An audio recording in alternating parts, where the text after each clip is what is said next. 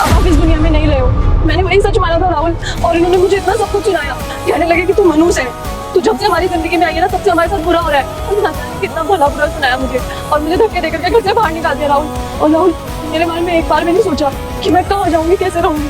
लेकिन राहुल, अब तुम आगे हो ना, प्लीज प्लीज राहुल, मेरे को छोड़कर कभी मत जाना। अंकिता, तुम चिंता मत करो, तुम्हें कभी छोड़कर नहीं जाऊंगा मैं। लेकिन उससे पहले जिसने तुम्हारा ये हाल किया है उनसे तो बात कर लूं मैं। पापा, इधर आइए आप। क्या ये सब? आप तो कह रहे थे अंकिता किसी और से प्यार करती है और उसके साथ शादी करके भाग गई। आपने यही कहानी बताई थी ना मुझे जब मैं दुबई गया था तो। लेकिन क्या चल रहा है ये सब? और इसी वजह से आपने मुझे इसको ढूंढने से भी मना कर दिया। और क्या बोला आपने इसको? मेरी प्लेन क्रैश में मौत हो गई है। अरे शर्म आनी चाहिए पापा आपको। अपने जीते जाते बेटे को मार दिया आपने। अरे इतना पत्थर दिल इंसान कब से बन गया पापा आप? अरे कौन सा बाप होगा जो अपने बेटे को जीते जी मार देगा? क्या पूछ रहा हूँ मैं आपसे, बोलिए कुछ। हाँ, मैंने किया ये सब। अरे तूने मना किया था ना कि इस लड़की से शादी मत कर, मुझे लड़की पसंद नहीं है। लेकिन तूने मेरी बात सुनी ही नहीं और अपनी मर्जी से इससे शादी कर ली। मैंने तुझे हमेशा यही कहा था ना कि मैं अपनी पसंद की लड़की से तेरी शादी करवाऊंगा। लेकिन तूने अपनी मर्जी से लड़की के साथ बात कर शादी कर ली। ये मैं बर्दाश्त नहीं कर सकता था। तुझे पता है सोसाइटी में लोग कैसी कैसी बातें करते थे, थू करते थे मेरे ऊपर। तो इससे पीछे छुड़ाने का मेरे पास एक ही तरीका था। मैंने कह दिया तू मर गया और फिर घर से निकाल दिया। क्या गलत किया मैंने तेरे दिमाग में भी यही बात डाली कि तू जब बिजनेस ट्रिप पे बाहर गया था ना तो तेरी बीवी अपने आशिक के साथ भाग गई। अरे शर्म आनी चाहिए पापा, आपको शर्म आनी चाहिए।